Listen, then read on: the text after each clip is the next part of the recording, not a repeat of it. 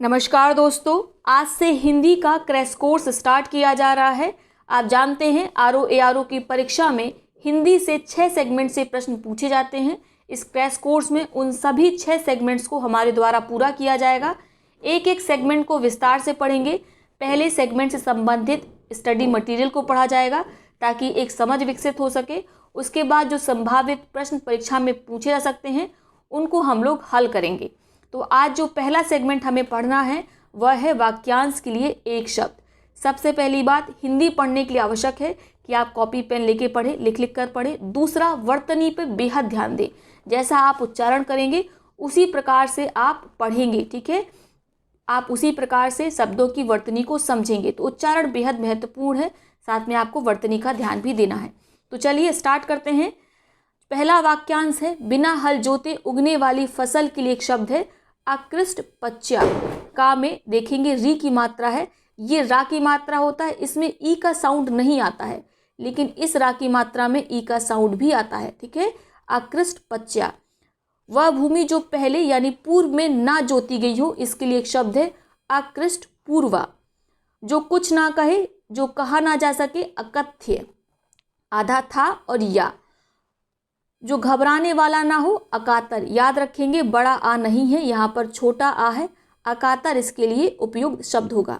जो जोता बोया ना गया हो, अकृष्ट या आकृषित। वह सेना जिसमें बहुत से हाथी, घोड़े, रथ और पैदल सिपाही हो, ऐसी सेना को कहा जाता है अक्षौहिणी। छोटा आ है, फिर छतरी वाला सा है, इसमें औ की मात्रा लगी है। हा में छोटी की मात्रा है, ध्यान देना है, और एड़ा पे है बड़ी की मात्रा।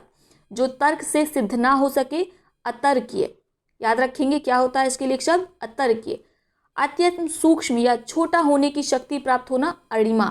जैनों का सूर्यास्त से पहले होने वाला भोजन कहलाता है अथऊ।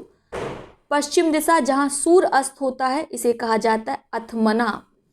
वह जिसने किसी से ऋण लिया हो, इसके लिए एक शब्द होगा अधमर्ण। याद करेंगे आ, धा धनुष, माँ, ठीक है, एड़ा और उड़ने वाला रा। आप जानते हैं उड़ने वाला रा जिस शब्द पर लगा जाता है उसके पहले वाले शब्द पे इसका उच्चारण होता है। उच्चारण हो रहा है अधमर्ण, यानी माँ पे इसका उच्चारण हो रहा है और ये उड़कर लगेगा अगले वाले वर्ण पर, इसीलिए इसे कहा जाता है उड़ने वाला रा। वह वस्तु जिस पर अधिकार जताया जाए, तो इसके लिए एक शब्द होगा अध्यर्थ, यानी ऐसी वस्तु जिस पर अधिकार जताया जाए वह कहलाती है अध्यर्थ। जिसकी कीमत कम हो, अनर्ध्य। क्या होता है? जिसकी कीमत कम हो उसके लिए एक शब्द होगा अनर्ध्य। जो वश में ना हो, अनायत। यहाँ पर ध्यान देना है, परीक्षा में अनायात भी विकल्प में दिया रहता है। तो या जो होता है ये छोटा होता है, ठीक है। छोटा आ, बड़ा ना, छोटा या और ता, अनायत। अनायात नहीं होता है, अनायत होता है। ऐसी प्रशंसा जिससे निंदा का भाव निकले। तो आप जानते हैं प्रशंसा के लिए स्तुति शब्द का प्रयोग किया जाता है, और अगर प्रशंसा ऐसी हो जिससे निंदा का भाव निकलने लगे तो उसमें अप जुड़ जाएगा, अपस्तुति हो जाएगा, ठीक है।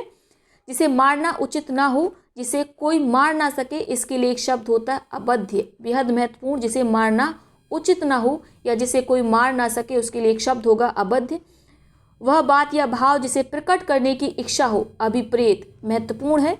निष्फल ना होने वाला, अमोघ। जैसे हिंदी की ये अमोघ श्रृंखला चल रही है, यानी इसमें जो भी हम पढ़ेंगे वो परीक्षा में आएगा। ये सीरीज निष्फल नहीं होगी। तो ये सीरीज कैसी है? अमोघ है। निष्फल ना होने वाला, अमोघ।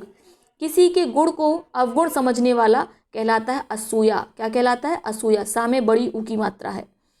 सबसे आगे रहने वाले को कहा जाता है अग्रणी। अब यहाँ पे अग्रणी नहीं है, क्या है? अग्रणी है। ये वाला रा लगा है, इसमें ई का साउंड नहीं होता है। तो उच्चारण सही करेंगे तो एग्जाम में तुरंत क्लिक करेगा।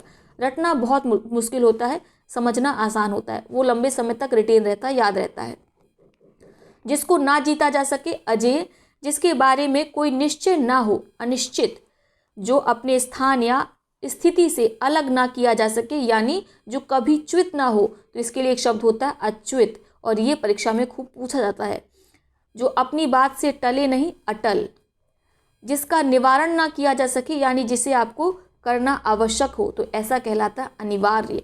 जो अनुग्रह या कृपा से युक्त हो। अब यहाँ पर ध्यान देंगे, यहाँ पर होगा शब्द अनुगृहीत, ठीक है। क्या होगा? अनुगृहीत। गा में ये वाला रा लगा है, इसमें ई का साउंड आएगा, तो आप इसको यही पढ़ेंगे अनुगृहीत। क्या पढ़ेंगे? अनुगृहीत पढ़ेंगे। आगे बात करते हैं, पीछे पीछे चलने वाले को कहा जाता है अनुगामी। जो सबकी मन की बात को जानता हो, इसके लिए एक शब्द होगा अंतर्यामी। जो कुछ नहीं जानता हो, अज्ञ। कमेंट बॉक्स में बताएंगे अज्ञ का विलोम शब्द क्या होता है, ठीक है। और जो कुछ नहीं जानता हो, इसके लिए अज्ञानी शब्द का प्रयोग भी किया जाता है। जो धन को व्यर्थ खर्च करता है, ऐसे को कहते हैं अपव्ययी।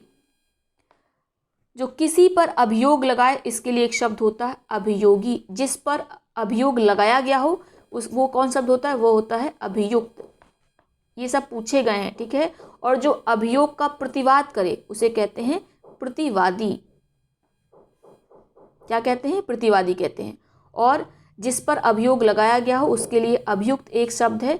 और जो किसी पर अभियोग लगाए, यानी ऐसा व्यक्ति जो अभियोग लगा रहा है, किस पर लगा रहा है? अभियुक्त पर लगा रहा है, तो वो स्वयं क्या कहलाएगा? अभियोगी कहलाएगा। जो कम जानता हो, उसे कहते हैं अल्पज्ञ। जो विधि या कानून के विरुद्ध हो, उसके लिए उपयुक्त शब्द रहेगा अवैध। गैर कानूनी शब्द का प्रयोग भी किया जा सकता है। जो भला बुरा ना समझता हो, सोच समझकर काम करता हो, उसे क्या कहते हैं? उसे कहते हैं अविवेकी, ठीक है। जो सोच समझकर काम करता है, उसके लिए विवेकी शब्द का प्रयोग किया जाता है। और अगर सोच समझकर काम नहीं कर रहा है, तो उसके लिए एक शब्द होगा अविवेकी। जो शोक करने योग्य नहीं हो, तो ये होता है अशोक है। याद रखेंगे, आधा का और या है, अशोक है, ठीक है। जिसको कोई शोक ना हो, ऐसा व्यक्ति जिसे कोई शोक ना हो, दुख ना हो, उसके लिए शब्द का प्रयोग किया जाता है अशोक। पूरा का होता है। लेकिन जो शोक करने योग्य नहीं है, वहां पर इस्तेमाल होता है अशोक्य। जिसकी चिंता नहीं हो सकती, जिसका चिंतन ना किया जा सके, अचिंतनीय या आचिंत्य, ठीक है। छोटा आ है, आचिंत्य। जिसका उत्तर नहीं दिया गया हो, अनुत्तरित, इसके लिए उपयुक्त शब्द होगा। याद रखेंगे, यहाँ पे ता के पास आधा ता एक और है, ठीक है। आ ना में छोटी की मात्रा, आधा ता, पूरा ता, रा में छोटी की मात्रा और ता, अनुत्तरित। वह स्त्री जिसका पति दूसरा विवाह कर ले, इसके लिए एक शब्द होगा आपका अध्यूणा। क्या शब्द होगा? अध्यूणा। इसके लिए सही शब्द होगा धा में बड़े ऊ की मात्रा है। जिसे बुलाया ना गया हो, अनाहूत। और जिसे बुलाया गया हो, आहूत होता है। परंपरा से चली आ रही बात या कथा को कहा जाता है अनुश्रुति। क्या कहा जाता है? अनुश्रुति कहा जाता है। एक एक अक्षर तक, इसके लिए एक शब्द होगा अक्षरशः। जिस पर अभियोग लगाया गया हो, हम अभी पढ़ चुके हैं, इसे कहते हैं अभियुक्त। और जो अभियोग लगाता है, वह कौन कहलाता है? जो किसी पर अभियोग लगाता है, उसे एक शब्द होता है अभियोगी। जिसके अंदर अर्थ भरा हो, अर्थ गर्भित। जिसकी गिनती ना हो सके, अनगिनत। जो शुद्ध ना हो, अशुद्ध। जो पढ़ा ना जा सके, अपठ्य, ठीक है। जो पढ़ा जा सकता है, उसे पठ्य कहते हैं। और अगर पढ़ा नहीं जा पा रहा है, तो वो बन जाएगा अपठ्य। जो प्रमाण द्वारा सिद्ध ना हो सके, अपरिमेय। क्या होता है? अपरिमेय। यहाँ पे प्रमेय नहीं पढ़ना है, आपको पढ़ना है अपरिमेय। जिसे प्रमाण के द्वारा सिद्ध ना किया जा सके, ठीक है। और जिसे मापा ना जा सके, उसके लिए अप्रमेय शब्द का प्रयोग होता है। आगे आएगा, देखेंगे हम लोग। जिस जमीन में उत्पन्न करने की शक्ति नहीं हो, यानी ऐसी जमीन क्या कहलाती है? बंजर कहलाती है, ऊसर कहलाती है, या अनउर्वरा कहलाती है। जिसमें उर्वरा की शक्ति नहीं है, तो ऐसी जमीन कहलाएगी अनउर्वरा। गुरु के निकट रहने वाले विद्यार्थी को कहा जाता है अंतेवासी। जो कम खाता हो, अल्पाहारी। विकल्प में अल्पहारी भी शब्द दिया रहता है, तो नोट करेंगे, यहाँ पे पा में बड़े की मात्रा लगी हुई है, बड़ा पा है यहाँ पर। जिसकी तुलना ना की जा सके, अतुलनीय। जिसकी दाढ़ी मूछ नहीं निकली हो, ऐसे व्यक्ति को कहा जाता है अजात स्मृश। अजात स्मृश। मृतक की अंतिम क्रिया कहलाती है अंत्येष्टि या श्राद्ध। जो परीक्षा में उत्तीर्ण ना हो, अनुत्तीर्ण। जिसकी संख्या ना हो सके, असंख्य। जो नष्ट ना हो सके, कहलाता है अनश्वर। जो नष्ट ना हो सके, उसे कहते हैं अनश्वर।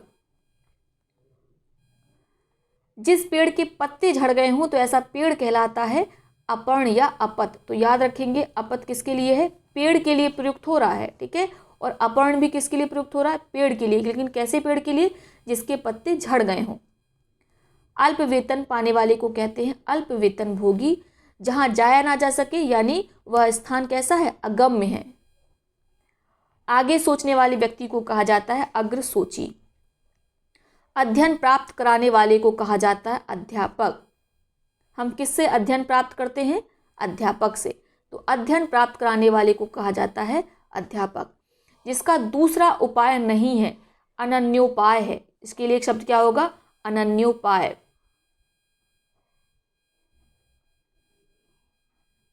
जिसका अनुभव किया गया हो, इसके लिए एक शब्द है अनुभूत। और अभी हमने एक शब्द पढ़ा था अभिप्रेत। अभिप्रेत का मतलब क्या था, आप बताइए?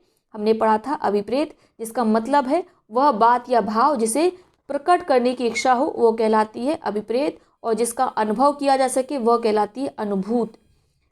जिसका ज्ञान इंद्रियों के द्वारा ना हो, इंद्रियां अर्थात गो, ठीक है, इंद्रियों द्वारा जिसे ना जाना जा सके तो वह कहलाता है अगोचर या अतीन्द्रिय। और इसीलिए ईश्वर को अगोचर कहा जाता है। जिसकी आशा ना की जाए इसे कहते अप्रत्याशित। जिसकी उपमा ना हो, अनुपम। जिसकी कल्पना ना की जा सके, कल्पनातीत या अकल्पनीय। जिस हंसी से अट्टालिका तक खिल सके, अट्टहास। अट्टहास कौन करता था? रावण। जिसकी सीमा ना हो, असीम। क्या होगा? इसके लिए एक शब्द असीम। कभी नहीं मरने वाले के लिए एक शब्द रहेगा अमर। दोपहर के बाद के समय को कहा जाता है अपराह्न।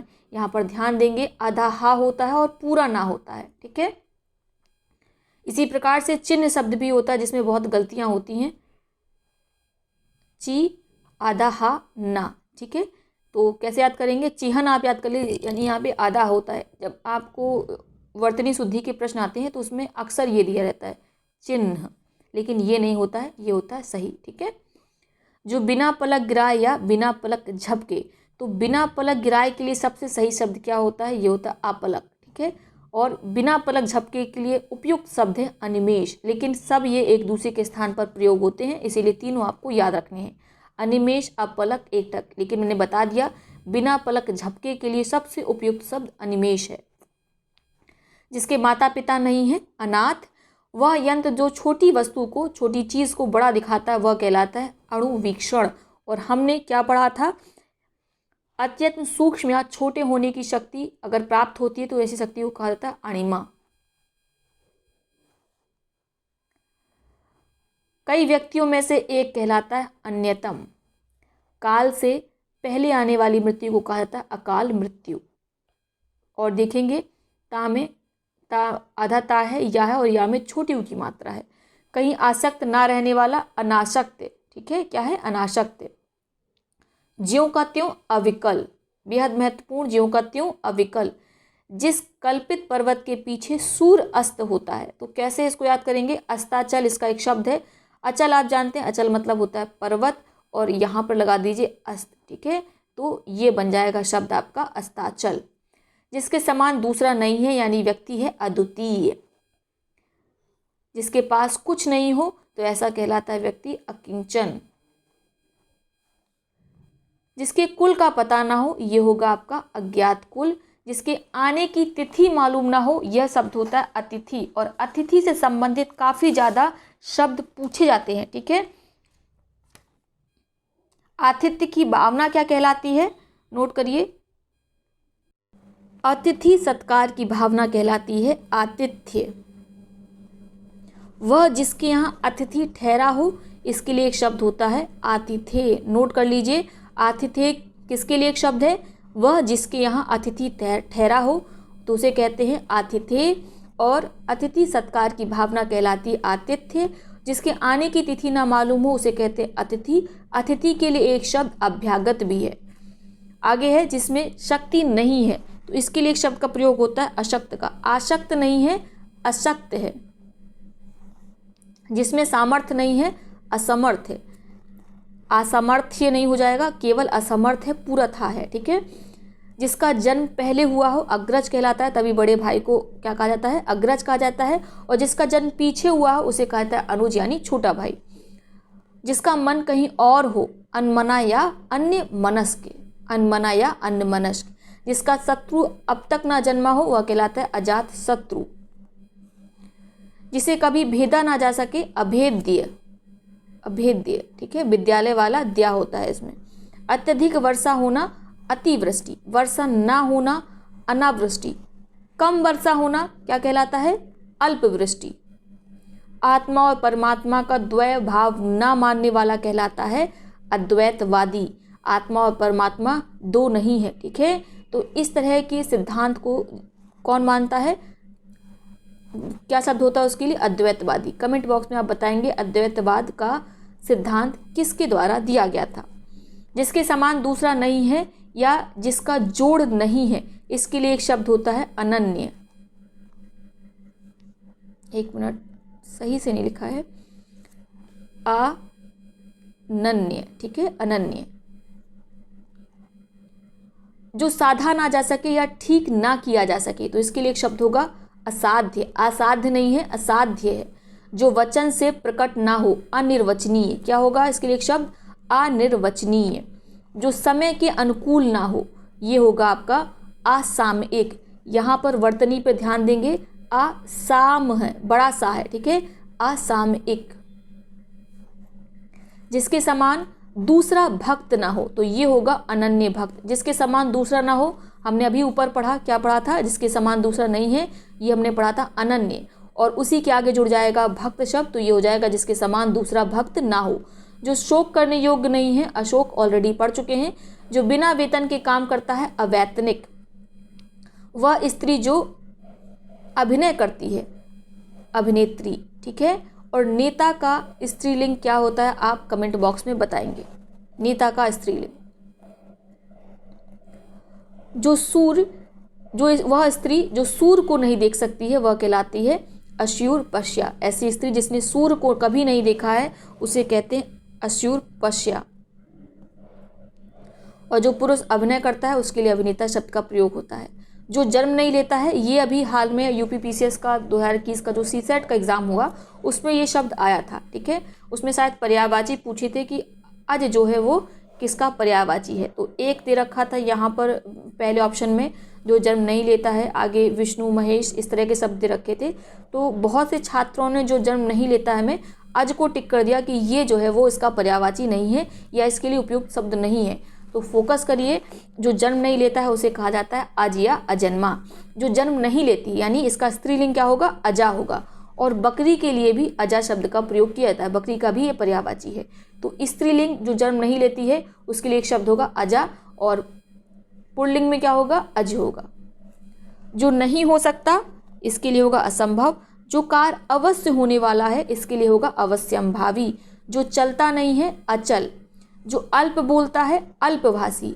जो मापा ना जा सके, अप्रमेय। शब्द क्या होगा? अप्रमेय। और जिसे प्रमाण के द्वारा सिद्ध ना किया जा सके, इसके लिए एक शब्द होता है अपरिमेय। जो अंडा से जन्म लेता है, उसे कहते हैं अंडज। जो खाने योग्य नहीं है, वह है अखाद्य। जो नहीं आता हो, अनागत। जो अल्प जानता है, अल्पज्ञ। जो पहले कभी नहीं हुआ है, अभूतपूर्व। जो पहले कभी नहीं सुना गया, अश्रुतपूर्व। जो पहले कभी नहीं देखा गया, अदृष्टपूर्व। क्या होगा? अदृष्टपूर्व। यहाँ पे ध्यान देंगे, दा में ये वाला रा लगा हुआ है, इसमें ई का साउंड भी आता है, ठीक है। देखिए, ग्रह दो प्रकार के होते हैं, एक होता है ग्रह और एक होता है गृह। इस ग्रह और ये ग्रह होता है प्लेनेट वाला, ठीक है। जो आकाशीय पिंड होते हैं उसके लिए ग्रह शब्द का प्रयोग किया जाता है, और घर के लिए प्रयोग किया जाता है गृह शब्द का। इस वाले रा में ई का साउंड आता है और इस वाले रा में ई का साउंड नहीं आता है, ठीक है। आ का साउंड आता है ग्रह, और ये होता है गृह। तो इसी प्रकार से ध्यान देंगे, यहाँ पे अदृष्ट पूर्व है, जो कभी नहीं देखा जा सकता, अदृश्य। और ब्रैकेट में आपको साथ में अदृश्य भी मिलेगा, तो याद रखना है अदृश्य है। सही उच्चारण करिए, आप सही टिक कर पाएंगे, ठीक है। उच्चारण बेहद महत्वपूर्ण है हिंदी में, तो उच्चारण को आप इम्प्रूव करिए। इसको आज से अगर आप अदृश्य पढ़ते हो तो अदृश्य नहीं पढ़ेंगे, अदृश्य पढ़ेंगे। क्या पढ़ेंगे? अदृश्य। बढ़ा चढ़ाकर कही गई बात को कहते हैं अतिशयोक्ति या अतियुक्ति। जो इस लोक में संभव नहीं है, वो क्या है? वह है अलौकिक। अनुकरण करने योग्य है, उसके लिए एक शब्द होगा अनुकरणीय। जो सबसे आगे गिनाने योग्य हो, ये कहलाएगा अग्रगण। जिसके पार ना देखा जा सके, अपारदर्शी। जो ईश्वर में विश्वास करता है, आस्तिक। जहाज़ों को रात्रि में मार्ग दिखाने वाले प्रकाश स्तंभ को कहा जाता है आकाश दीप। जिसे शास्त्र का ज्ञान ना हो इसे कहते आगम रहित।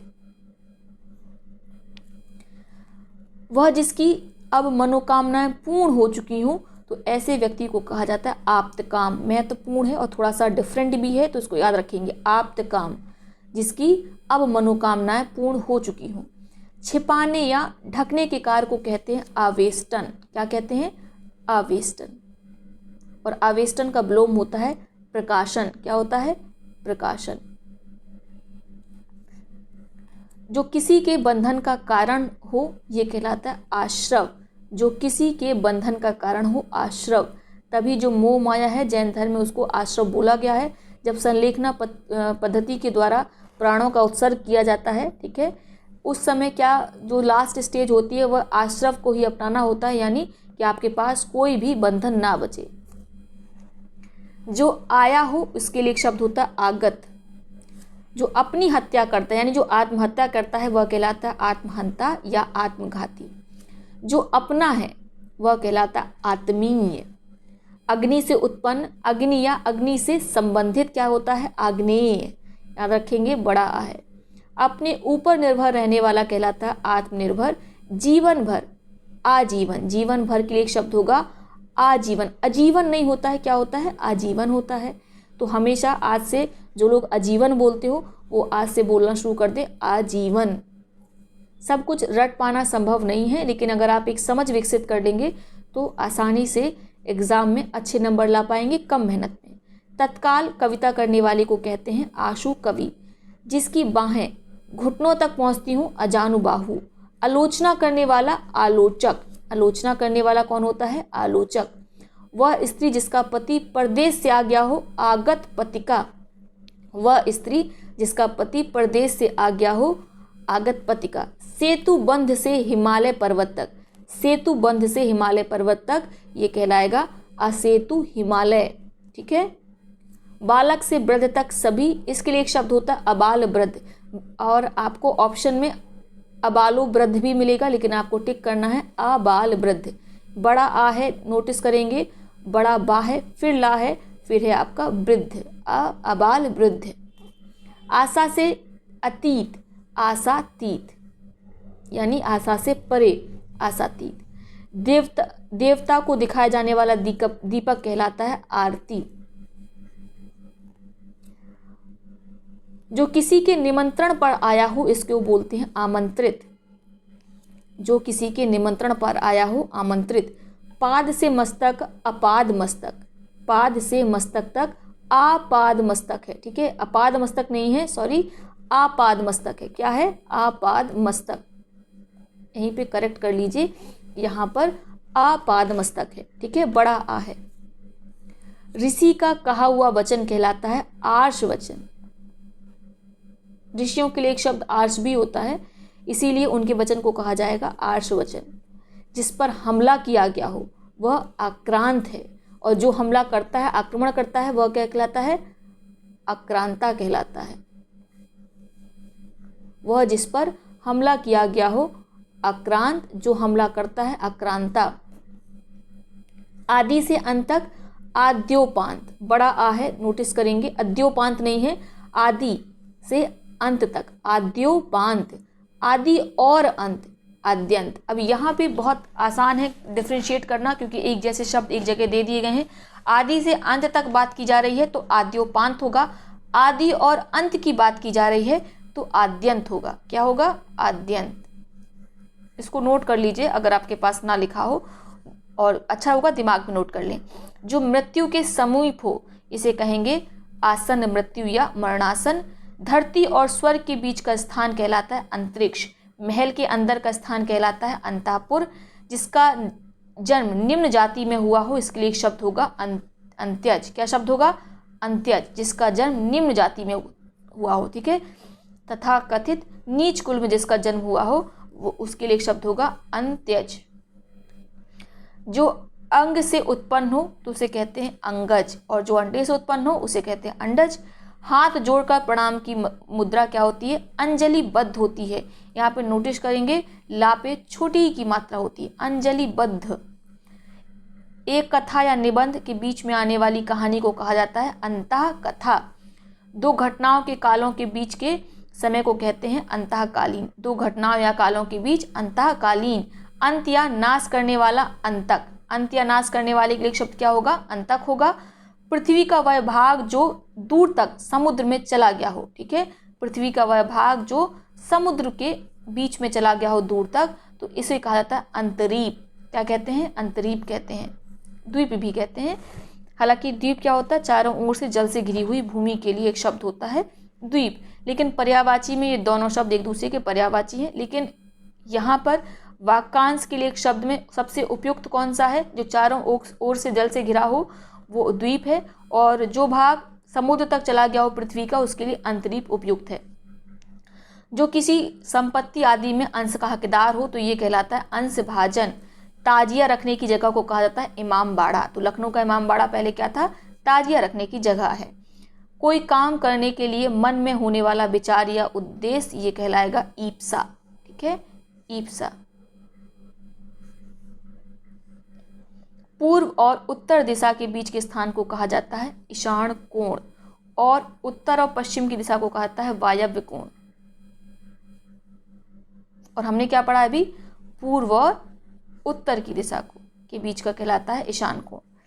ऋण देने वाले व्यक्ति को कहा जाता है उत्मर्ण। क्या कहता है? ऋण देने वाले व्यक्ति को उत्मर्ण कहता है, और जो ऋण लेता है वह कहलाता है अधमर्ण। अभी हमने थोड़ी देर पहले ही पढ़ा है, ठीक है।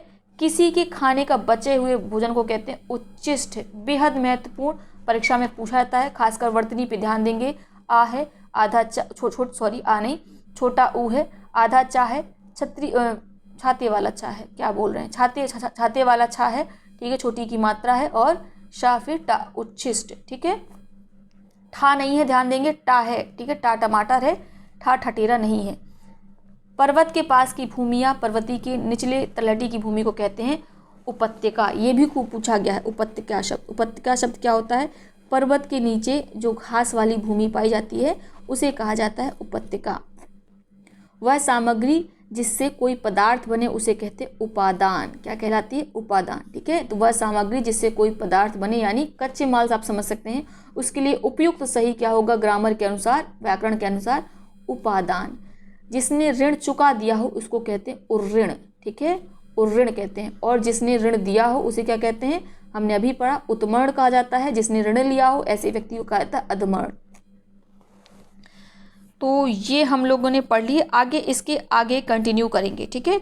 इतने आप पढ़ लीजिए, एक बार में एक सेटिंग में आपको इतना ही पढ़ना है, और दोबारा तुरंत बैठ के उसी समय पे आप रिवीजन भी कर लेंगे, ठीक है, अगर आपके पास नोट्स हैं। और इन वीडियोस को कम से कम एग्ज़ाम तक 3 से 4 बार देख लीजिएगा।